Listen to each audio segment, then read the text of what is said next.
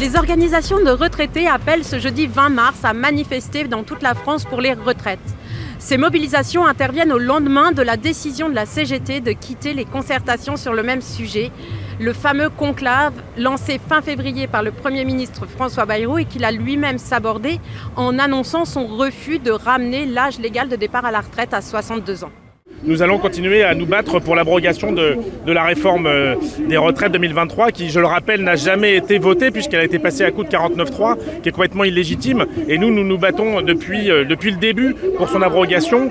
Les discussions auraient dû se poursuivre sur la pénibilité, sur l'égalité femmes-hommes, mais la principale cause de recul sur la pénibilité, l'aggravation des inégalités en matière de pénibilité ou d'égalité femmes-hommes, c'est le recul de l'âge. Quand on recule l'âge de 62 à 64 ans, on rend les métiers encore plus pénibles. Une personne qui manipule un marteau-piqueur, c'est déjà très difficile à 62 ans. À 64 ans, ça devient quasiment complètement impossible, alors qu'on a supprimé des critères de pénibilité. Pareil sur les inégalités femmes-hommes. Le report de 62 à 64 ans, ça a introduit de nouvelles inégalités femmes-hommes. Ça a fait perdre, par exemple, la majoration de trimestres pour enfants, puisque, de fait, en ayant travaillé 8 trimestres de plus, ça ne sert à rien d'avoir sa majoration de trimestres pour enfants.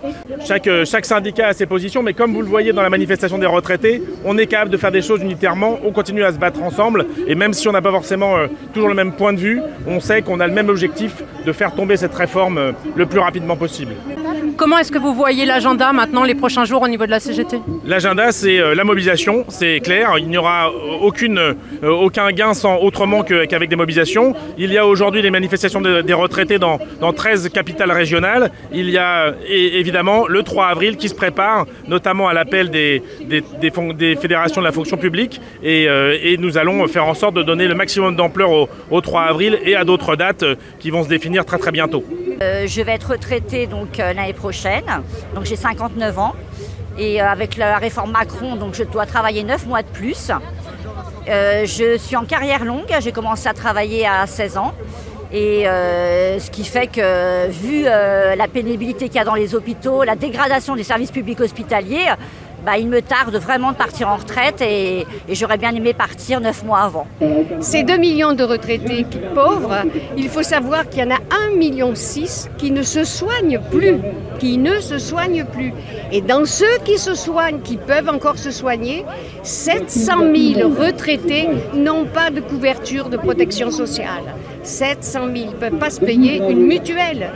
Donc imaginons ce que ça peut représenter.